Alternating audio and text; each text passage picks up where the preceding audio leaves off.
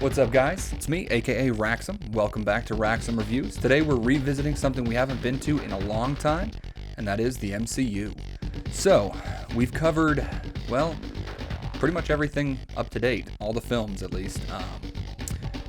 And we have one film that came out right after Avengers End. Well, not right after, but after Avengers Endgame that technically is still part of Phase 3, and we're going to talk about it, and that is Spider-Man Far From Home. So, I've said it before, I'm sure that y'all know this. I absolutely adore Tom Holland as Spider-Man. Now, again, I would love to see him get out of high school. That would be phenomenal. But for the sake of this film, it worked. You had Tom Holland return as Spider-Man, of course. All of his classmates that were dusted are now back in class. And there actually is one of the former classmates who was not dusted, so he's now in his 20s, and it's kind of funny the way that he interacts with everybody. But so we've got them going overseas. They're going to Europe to basically just go on vacation, and he didn't have any intention of Spider-Manning while he was over there.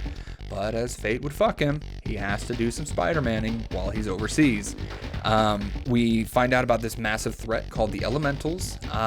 You got water, fire, air, and earth. And when the trailer for this first came out, I thought it was going to be like Sandman, Hydro Man, Molten Man, and Electro because of the way that the commercial was lined up. But it turns out it was all the Elementals. And we are introduced to the idea now of the multiverse when Nick Fury and Mysterio interact with Spider-Man. Now, for those of you that don't know, Mysterio in the comics has traditionally been a villain. So seeing this heroic version of Mysterio was actually really cool. Jake Gyllenhaal did a phenomenal job as Mysterio, aka Quentin Beck.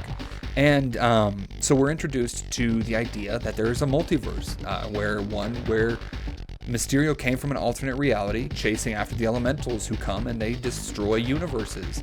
And it's confirmed that the MCU, according to the MCU, is Earth 616, which is a big deal because that is also the designation of the mainstream Marvel Comics universe. To be fair, though, that can't exactly work out because of all the different discrepancies that would be in place because of this. And also, Into the Spider-Verse confirmed that Earth 616 was where Peter B. Parker came from. So there's a lot of twisties and turnies and wibbly-wobbly shit going on. So very clearly they can't all be the thing. And so Peter and Mysterio team up to take down the Elementals. And it goes well. They have no problem, helping with these Elementals, and everything is going swimmingly until it's revealed that Quentin Beck is actually a former employee for Tony Stark that just wanted to get a little piece of Tony tech from Peter, which was, of course, Tony's glasses that he wore in Infinity War and Endgame that ended up, turning into the Iron Man suit and everything. Basically, it's basically a mobile phone with extra mobile shit that he can do that Peter was using for a long time, but he thought that he wasn't fit to be the new Iron Man, so he gave the glasses that Tony gave him and gave him to Quentin Beck. And then it's revealed that Quentin Beck is actually just a fraud. He's using a special effects team to help him make it look like he's fighting these ungodly forces of nature. And turns out, in reality, it's just special effects, some smoke and mirrors, and drones that have bullets that come out of them. So it looks like the destruction that's being caused, it actually is being caused, just not by what everyone thinks it is. So then Spider-Man tries to oust him and fights him and, does his job, basically. Saves the world from a threat of annihilation from, a villain claiming to be a hero.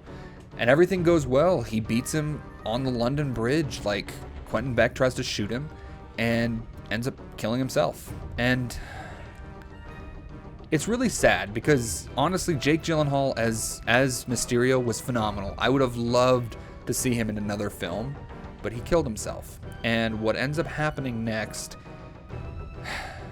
at the end, in the after credits scene, spoiler alert, Peter Parker gets fucked over by none other than the Daily Bugle, because Quentin Beck managed to release one final big middle finger to Spider-Man in a recording that he made while Spider-Man was distracted with all of his special effects shit.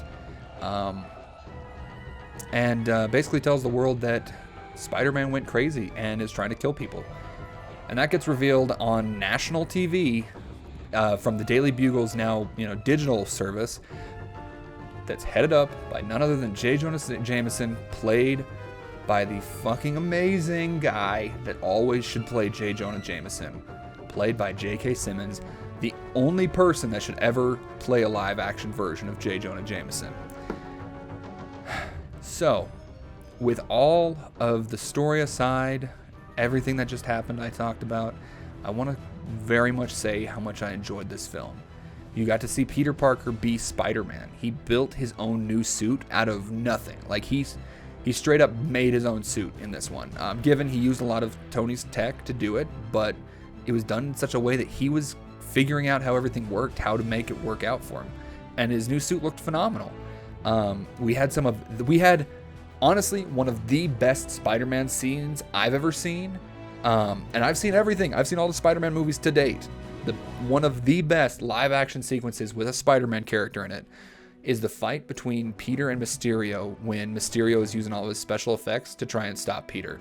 Like, Peter is completely so up in his own head about who he's facing and who he's talking to that he gets fucking emotionally destroyed, like torn apart by having to see, a zombified Iron Man crawl up out of the ground. He sees Nick Fury trying to offer him help, and it turns out that it's just Quentin Beck fucking with his head again. And then he gets hit by a train. This is a 16-year-old kid getting hit by a train while trying to protect the world from a psychopath that just wants revenge against Tony Stark. That seems to be a very common theme in the Marvel Cinematic Universe.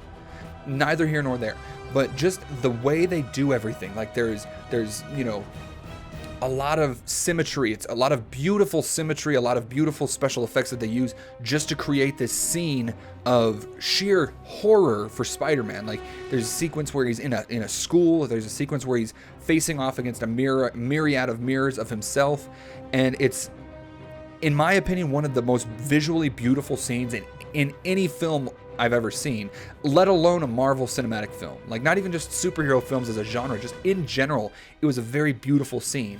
So Spider-Man Far From Home, I honestly put it in my top 5 of the Marvel films so far. So if you guys haven't seen it, at this point, it's on you. If you had any spoilers that just got blown away for you, go see it, or I guess don't go anywhere, stay home and watch it somewhere. And guys, that's all I've got for Spider-Man Far From Home. So I'll see you guys next time, and as always, stay frosty.